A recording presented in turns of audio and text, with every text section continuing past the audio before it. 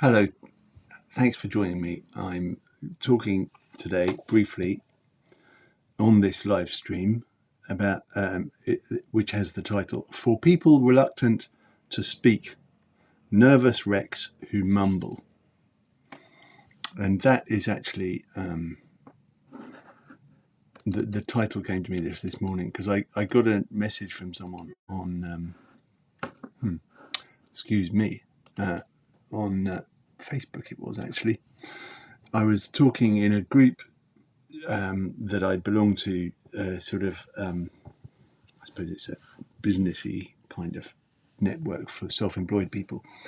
And I was talking in a group about how I'm planning to do something with public speaking fairly soon. And I had this message. I've always been reluctant to speak in to a crowd, and when cornered, manage at best to be a mumbling, nervous wreck. And I thought it's important to talk to people about this topic, this idea of being reluctant and what a price we pay if we are reluctant. And also to talk about the mumbling nervous wreck thing if we find ourselves somehow obliged to do public speaking. The message continued actually. I am glad to say it said, after reading your book, and the person was speaking about this book, which is about making a speech, which I wrote and published 2 years ago, I think. After reading your book, I have no fears and have been able to speak in front of total strangers who've thanked me for my speech. I do recommend you and your book to anyone who's nervous or unsure about standing out in front and delivering any information, no matter what that is. I was just amazed to get that message, to be perfectly honest. I instantly replied, no way, that's so good to hear, and kind of you to say what a lovely comment and how splendid for you that you can now do that. Gosh, I added at the end. Right, so there we are. That's what provoked me this morning to set up this live stream on this channel. Thank you for joining me. I wanted to mention one thing in particular, which is that I made a very elementary blunder. I'm just trying to be really transparent about it all. I made a really dumb mistake to think that anyone much was going to have time at this short notice to join a live stream. So I'm not trying to be perfect in any way. I just was so excited I wanted to do this. I'm going to be doing several more over the next few weeks because I'm going to be working with people on how to become a better public speaker at the end of April. So I'm just limbering up. And actually one thing that I can see that you're there.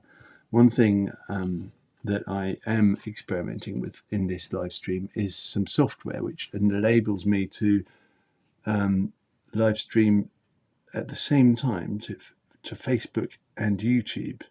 And normally I wouldn't necessarily recommend doing that for a reason I'll come back to, but I wanted to practice with the software. Now, if you hang around and you're still here at the end, and if you are watching this on a replay before the end of the tax year, which I think is probably the 5th of April, it often is the 5th of April, I'm going to tell you about a discount that you can get when I start running this course. And so just hang around if you can. I'm not going to be talking for very long.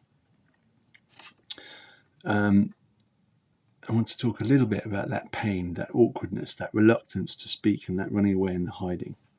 So the first thing I would say is I suspect that in the world that we live in, it's almost impossible not to speak publicly sometimes.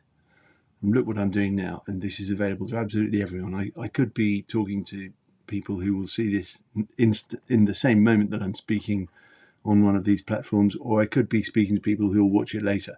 This is a very new situation for humankind. Most of our history, most people were not looked at by more than a very small number of people at once. So we can be very scared of being exposed in this way.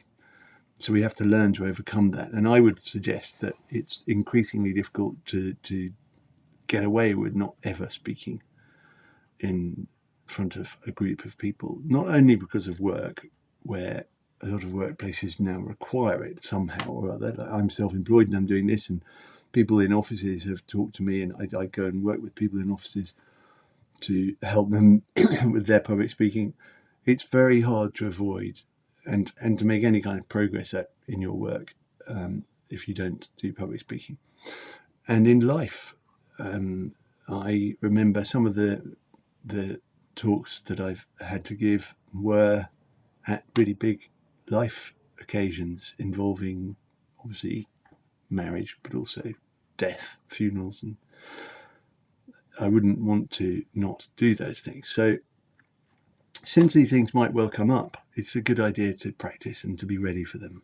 And I'm going to try to share with you a couple of ideas about the readiness. I want to go back though, not looking at the book that I just waved around, which is the one about public speaking, making a speech. But 10 years ago, I published a book called How to Change the World. That was my most successful book so far. And I want to draw your attention to the fact that a large part of how anyone can change the world, no matter how big or small, and whatever you mean by your world, it could be just like your world, a small part of the whole world. People change the world by drawing attention to an issue or by proposing something that's an improvement. And that takes some form of outspeaking. It could be typed, it could be written and published, but even there you're exposing your voice to public gaze, and it's worth being able to speak as well as write.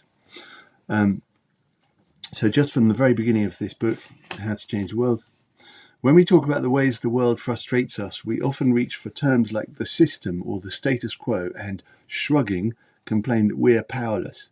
We might do this if a great wall were built through the middle of our city, preventing us from seeing friends and relatives, but also in the face of much lesser hardships. That was a reference to the Berlin Wall, obviously. Let's imagine for a moment that we want to hold a street party but find ourselves obstructed by petty civic regulations that were drawn up for entirely other purposes, and we give up.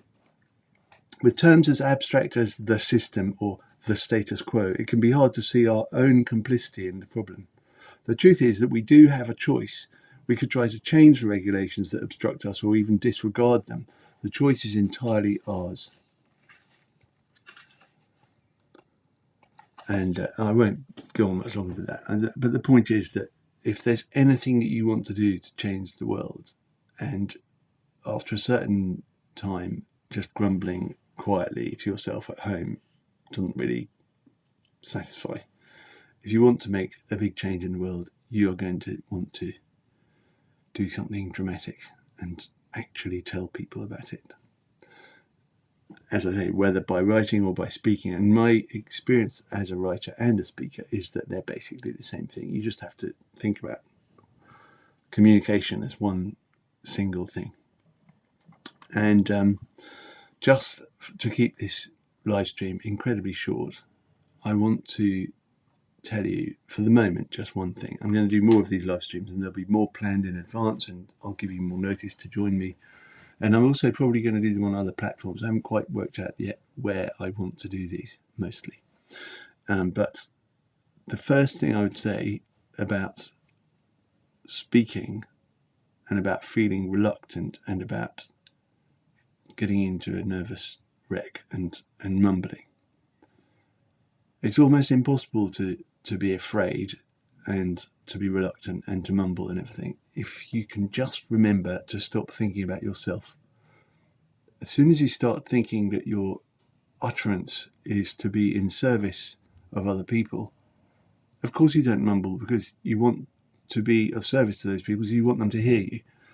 If you have a message which you know is valuable to other people, you're not reluctant anymore. You really want to tell them. I mean, if you imagine someone on a sinking ship bursting into the ballroom and then thinking, oh, I'm not going to raise my voice and tell everyone that I know where the exit is. You just, no matter how shy and reluctant you might be in another context, you just shout because it's important. You care about that audience knowing and understanding.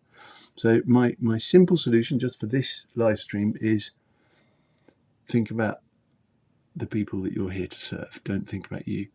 If you start thinking about yourself, you are going to do probably one of two things. You'll either think, gosh, I'm really, really quite good at this, in which case you're probably not being very good, because that kind of self-absorbed spirit comes across as complacency and smugness sometimes. And if you think, oh dear, I'm not being very good, well, that's probably true. You're probably not being very good, because it's not going to help if you focus on yourself. Much, much better to focus on your audience. So with that in mind, I'm not going to offer all sorts of other ideas now. I want to keep this short. It's now been just over 10 minutes. I would love to know if you have any questions at all about this business of being a speaker in front of people. What are your two biggest questions or concerns? The other thing I would say, I promised to come up with a thing that you can use later. But just before that, the other thing I would say is it's really a good idea if you're at all curious and you don't want to miss any of the other things that I'm about to broadcast and so on. I really recommend that you sign up for my email series about speaking, and they should be in a link attached to this live stream post somewhere. And the link begins pages.flintoff something or other. Anyway, please click that and sign up for my emails if you want to know more about this and about where I'm doing all of these live streams and things. And finally, it is now Saturday the 1st of April 2023. In a few days it will be the new tax year, and I'm just giving you advance notice that I will be raising my prices on various courses I'm doing, including something on public speaking. And as a little reward for your watching this whole thing and being here before the new tax year, before the next tax year, I would like to urge you to make a note of the following code, which will give you a discount to get this year's prices when I run those courses. And the code is very simply OLDTAX, one word, OLDTAX. And only someone who's watched this video and maybe one or two of the other ones will know about that. So well done you. OLDTAX. And that's for when I run those courses. Thanks very much. Bye.